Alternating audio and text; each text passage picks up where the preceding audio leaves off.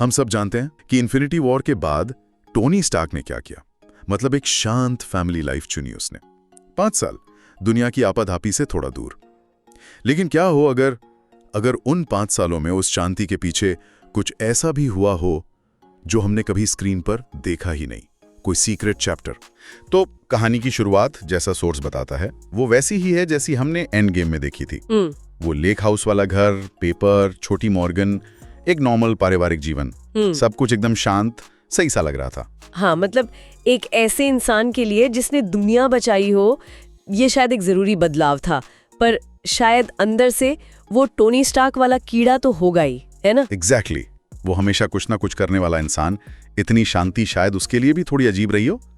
खैर, तो फिर एक रात जब टोनी अपनी उस कैबिन वाली लैब में था, हमेशा की तरह कुछ नया करने की कोशिश में, इस बार वो एक advanced holographic AI mapping system पर काम कर रहा था। तभी इस नैरेटिव के हिसाब से एक अजीब सा ग्लिच हुआ। ग्लिच? कैसा ग्लिच? तो कभी-कभी कुछ अप्रत्याशित हो ही जाता है। हाँ, ये बात सही है।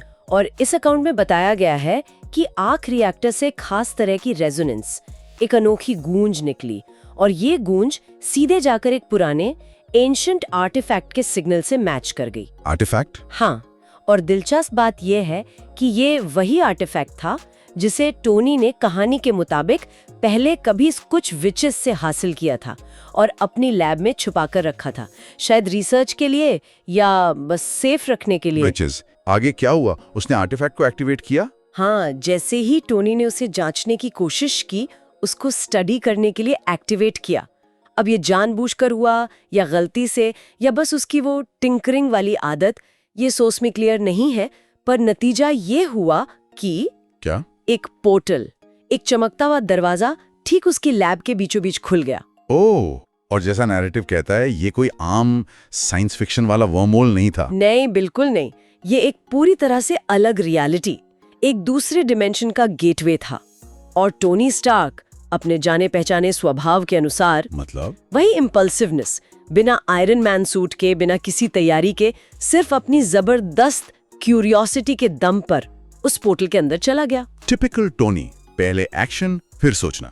पर इस बार तो वो अपने कंफर्ट जोन यानी टेक्नोलॉजी से बहुत दूर जा रहा था। बिल्कुल, और वो पहुंचता है एक ऐसी दुनिया में जहां फिजिक्स के नियम ही अलग थे, जैसे हम जानते हैं वैसे नहीं।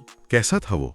मतलब क्या देखा उसने? इमेजिन कीजिए, बड़ी बड़ी इमारतें हवा में तैर रही हैं, जैसे ग्रेविटी का कोई मतलब ही ना हो। हवा में तैरती इमारतें? वाह। हाँ, और एनर्जी की पतली पतली लड़ियां, स्ट्रिंग्स जैसी हवा में दिख रही थी, जैसे आप रियलिटी के धागे देख पा रहे हों। और वहां के लोग वो मंत्रों और इशारों से रियलिटी को बदल रहे थे, मोड़ रहे थे। बाप रे, एकदम असली जादू जैसा। हाँ, एक तरह से एकदम सरील माहौल, स्टार्क इंडस्ट्रीज की साफ सुथरी दुनिया से बिल्कुल अलग। ये टोनी के लिए कितना एलियन एक्सपीरियंस रहा होगा। वो तो मटेरियल वर्ल्ड का मास्टर है, नियमों को समझता है, उन्हें इस्तेमाल करता है। सही कहा। और यहाँ वो एक ऐसी जगह था जहाँ नियम ही शायद बदले जा सकते थे मर्जी से। ये तो उसके पूरे वर्ल्ड व्यू को हिला देने वाली बात थी। उसका साइंस शायद वहाँ किसी काम का नहीं था, या उसे बिल्कुल नए सिरे से सब कुछ समझना पड़ता। तो वहाँ क्या हुआ? वो अकेला था? नहीं, वहां पहुंचते ही उसका सामना हुआ एक ग्रुप से। वो खुद को कीपर्स ऑफ द वेल कहते थे। Keepers of the well? हाँ, नैरेटिव कहता है कि ये लोग बड़ी ज्ञानी थे, और सबसे खास बात, वो जादू और साइंस दोनों के बीच का जो अनोखा रिश्ता है, जो बैलेंस है, उसे समझते थे। जादू और साइंस का रिश्ता, ये तो अपने आप में बड़ा अनोखा कॉन्सेप्ट है। आमतौर पर तो इन्हें दुश्मन माना जाता है। बिल्कुल, पर इन कीपर्स के लिए ये शायद एक ही सिक्के के 2 पहलू थे। और यहाँ बात और भी रहस्यमयी हो जाती है। क्या? वो टोनी को पहचानते थे। क्या? कैसे? हाँ, जैसे ही वो वहां पहुंचा, उन्होंने उसे कहा, आयरन मैन, तुम विज्ञान के महारथी हो, पर अब तुम्हें जादू की शक्ति को भी समझना होगा। Iron man? वो उसे इस नाम से जानते थे? यही तो हैरानी की बात है। आखिर कैसे?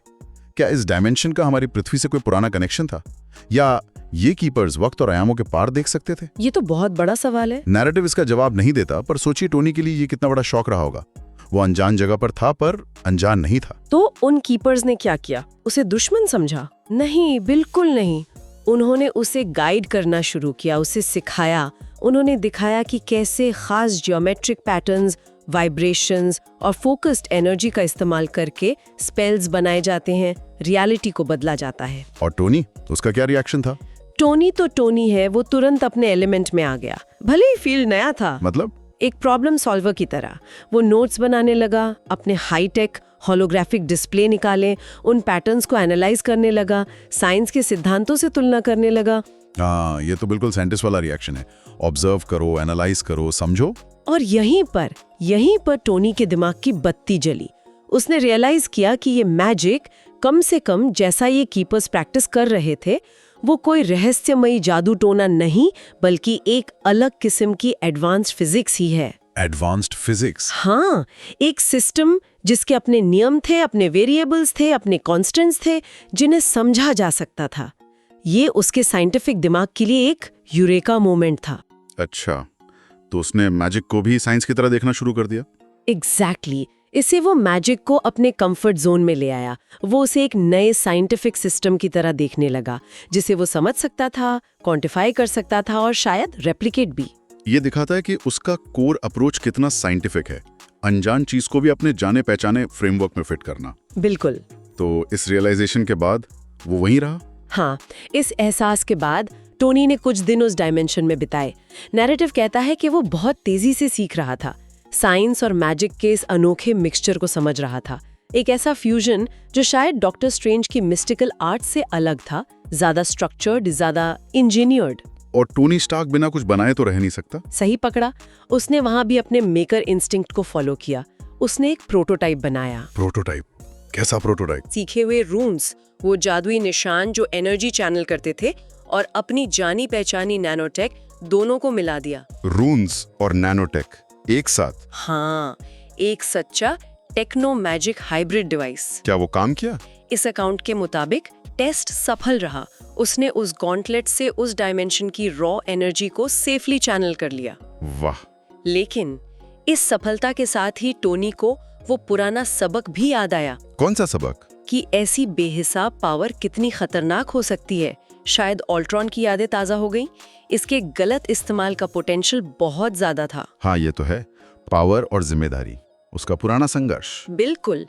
वो शायद पहली बार टेक्नोलॉजी और मैजिक के इस संगम पर खड़ा इस पावर के पोटेंशियल और खतरे दोनों को महसूस कर रहा था।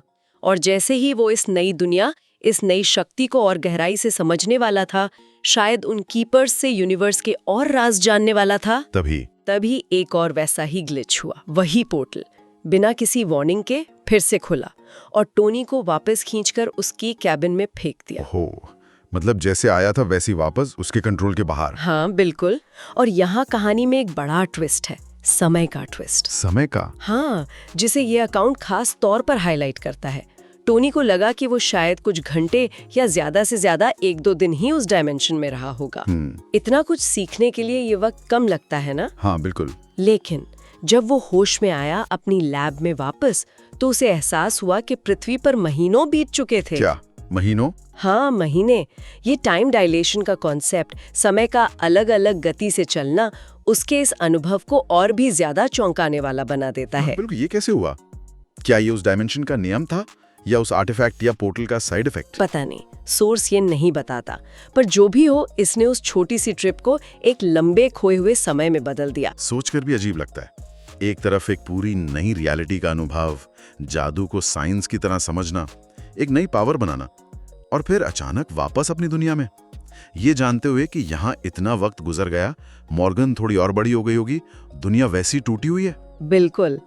टोनी अनोखे जबरदस्त अनुभव से उभर ही रहा था। उसे प्रोसेस करने की कोशिश कर रहा था।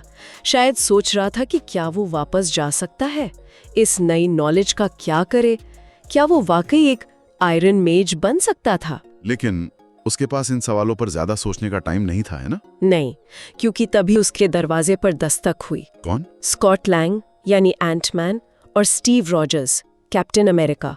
वो आ गए थे अनएक्सपेक्टेडली।